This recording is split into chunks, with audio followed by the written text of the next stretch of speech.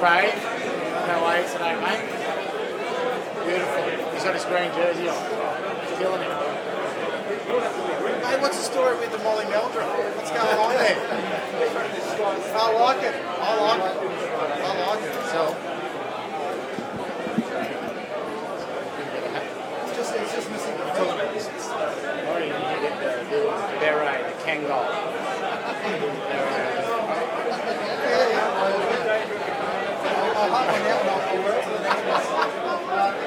Never thought I'd hit the day when you'd say that word right here.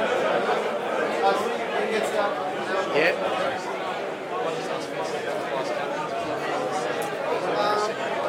Yeah, I wanted to, have guys who've got a bit of experience there at this point, just in test matches as well, because we've got, as you can see, a relatively young squad, and still a lot of single-digit cattle players, so we'll get that up over this next year or so. But I think also Billy's got, I've really been happy with him since he's come back from overseas. He's got a real renewed commitment to excelling here. And I think for Bernard, Wallaby, I think that it's starting to drop for him finally, that he's a senior player in this team and he needs to be setting the standards around his own, how he performs and also how the accountability he has on his teammates too. And he's starting to find his voice a little bit more. And I think it's a nice fit for the captain, so that he can work with guys who have got different experiences to him as well. Did you consider naming one forward and one back? Well, captain's a forward, so I think that there's not an issue there, and you've got we've got obviously some guys now who are stepping up, some players who are starting to step up and have a little bit more voice within the team as well. I think I mentioned it before, just around standards and accountability, and you see a few guys like, say, Adam Coleman, Alan Alatoa, who are starting as younger players who maybe in the past would have felt like they need to sit back a bit, who are starting to get more influence in that area, which means they're backing themselves too, because the hardest thing to do when you want to stand up and keep those standards is you've got to deliver them yourself every day as well. So I think that's what we're seeing more and more of, and that's why I'm looking more for out of our players. What was the hardest selection of the lot of the guys who've had to cut? I think that Carter, obviously, that's a position there where we're looking for someone to step up and claim that job. The lock partner at the moment with Coleman, I think he's been earning his spot pretty well so far, and there's the opportunity for a player there that wants to step up, and we're very clear on what we want out of that role. They're going to be competing against two of the best locks in the world in the matches coming up against New Zealand, and we've got to be up to the challenge. So that was probably the most difficult one. I think all the players, I think also for a guy like Hardwick, who was came in and contributed a lot in that first series for him in June. It was tough, but he understands where we're going with that too. And all of the players who have been involved with us so far will stay under our sort of management at distance to make sure that they're ready if we have to bring them back into the squad over the next period of time. They'll be ready to go. With the locks, obviously, you've brought Simmons and Douglas back into the fold, and also Isaac Rodder obviously coming in. What are the qualities about him in particular? Yeah, mate, I've obviously seen him play at the Reds, but I haven't had any hands-on coaching with him myself, and he's a big body, obviously. I like his attitude. He's tough, and he's prepared to push himself. I've seen that in the training, and I see a good future for him. How fast that future comes will depend on how he gets stuck into the training now over these next couple of weeks, where we start to put more of the contact work together, and the physicality, which is the key for the Type 5 players. And I think he's going to put up a very good challenge for the position myself. He's definitely not there as a development player or anything like that. He's there to contest for the lock position in the team. Jordan Uelese, he's so young and inexperienced. If there's an injury to Tark or more, would you risk him against the All Blacks? There's no risk. If the guy's in the squad, he's ready to play. You know what I mean? And yeah, he's going to be inexperienced for sure. But mate, I've seen in the work he's done so far, and the stuff he's done with the 20s as well.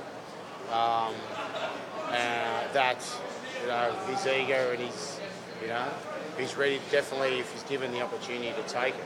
You know, that we understand that he's not going to be perfect if that happens. So he's got, you know, he's a zero cap player. So, you know, we understand what that brings. But at the same time, you can see we're rebuilding a new, I suppose, we've been doing it for the last year and a bit now, rebuilding a new look in the team, and of which he's a player I think who's got a very, very big future ahead of him, and we want to get him involved as soon as possible. Where's Tommy at the moment? He trained with us last week, still couldn't do anything, you know, from a contact point of view, and probably he's got a neck injury, and what we'll probably do is just leave him in Sydney, and he'll be training with one of our guys here on a bit more fitness. He's a bit behind the others from that point of view.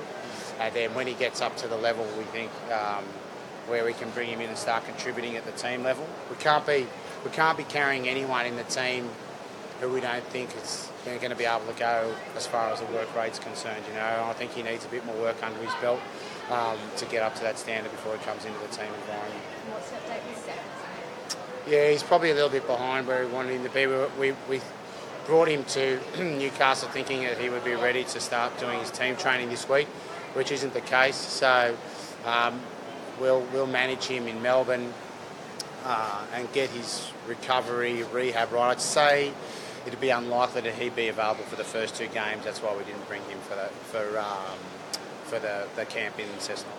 World Rugby has announced surprise that Sonny Bill has now been cleared to play in Bledisloe. Are you surprised that the trial match involving the All Blacks at 2 provincial teams is counted as a game? Oh mate, it's got nothing to do with us. Like, we weren't involved in the game, and you know, it's got nothing to do with us. And you know, it is what it is. They'll work it out. Do you think it makes your job tougher having to play Sonny Bill in the first Mate, like game? I said, it's got nothing to do with us. You know what I mean? Whether he's in or out or whatever, that's up to them. That's their business, who they run with and who they pick and how they get them picked. So, you know, we just get on with our stuff and prepare the best we can.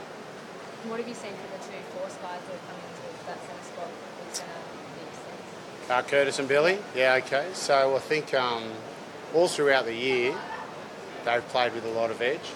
You know, I think they've played with a lot of energy and a lot of edge. Obviously, they haven't played any footy at this level, so there's going to be a quick upskilling. But what I have seen from all the Perth players here has been a real eagerness to rip in, and a really good level of encouraging their teammates and making themselves accountable for the work they do, which is a credit to their coach, because so they've come in with a really good approach and good attitude. And I think that obviously coming into the Newcastle camp, they weren't guaranteed to be coming on the next 2 weeks, but the next week and 2 weeks, they merited that through the work they've done. They've really been very, very good. And now we'll start getting more into the footy stuff. We'll see where they sit around selection. Did that surprise you? What? Their attitude coming in, or their... No, it doesn't surprise me. That's just, I don't want to say it as a surprise. I want to commend when I think it's a good job's been done. And I think that's all those players. Peck Cowan, I thought he was unlucky to miss out because he worked with hard. Tetra, you know, Taft, they've all been really, Richard Hardwick, they've been pushing very, very hard. How much do you think this squad was selected on, you know, Super Rugby form perhaps? You know, we've seen 6 Brumbies in the squad, but I mean, obviously a lot of new faces there too. How much have you rewarded Super Rugby form? Oh, mate, we've tried to get the right... Obviously, you want to be picking everyone who's got form in Super Rugby where you can, you know what I mean? There's some selections in that squad that aren't Super Rugby form related. Like, you'd have to say Kane Douglas is not, right? That's on me wanting to push him to get something out of him that I know he's got inside of him, you know, in that position. But then I think with a lot of those selections of those guys we were just talking about, yeah, they've had good Super Rugby form, but we're going to need to turn that form into another level, you know what I mean? That Super Rugby form, you know, is in the past now. It's not going to give us anything when we turn up on the 19th. We've got to set the standard that we as the Wallabies want to play at, and that those players as Wallabies will deliver on that night. 7 uncapped players in the squad there. Realistically, could we expect to see any of them in the 19th, do you think? Well, there's only 30-something in the squad, so there's a good chance that you're going to see 1 or 2 of them in there for sure if you do the math. But mate, like I've said, and I don't know, a few times, that since 16 started, the season 16, we've started turning you know, the list around, and I feel like that's, you know, we're in the right space with that now, right? And we've got, you know, new leadership team in. We've got still a few players to come back and join us as we go forward on the journey over the next couple of years. But at the same time, this experience that guys who started playing last year, well now this year they'll start to get into the double digits, into the 20s of tests, etc., get more experience, which is essential. So that any newer players we bring in over the next year or two will just fit into that that environment and the standards that are set by the players who are in here right now. What's the latest with Will's contract with finding a Super Rugby club? Oh, man, left us Will, won't you? Mate, I, to be honest, I haven't really thought about it too much. His application, he was sick the Newcastle week, so we didn't want him to infect everybody else, but his attitude, the boy said he's been running hard since he got back to training up in Brisbane in the last regional camp back there in the last few days. And I suppose I'll talk to him about it when I get to Hunter Valley, because I haven't really thought about it. And just on the other side of the spectrum, I guess Campbell Magnay, what's his future now? And we'll see him back in Australia? That's up to Campbell Magnay. I'm not sure, you know, like I was saying before, I think that the advice sometimes that these young fellas are getting is this whole thing about, I've got to get as much as I can out of my career now, as opposed to maybe getting some balance and making sure that, you know, the goals for not just your rugby career but your post-rugby are well and truly set, so you've got a plan.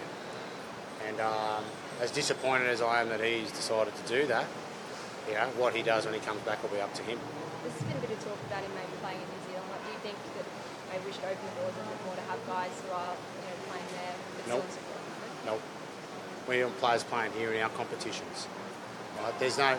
I believe our competitions can be really good, but we need to start setting that tone more and more that we want our players playing here.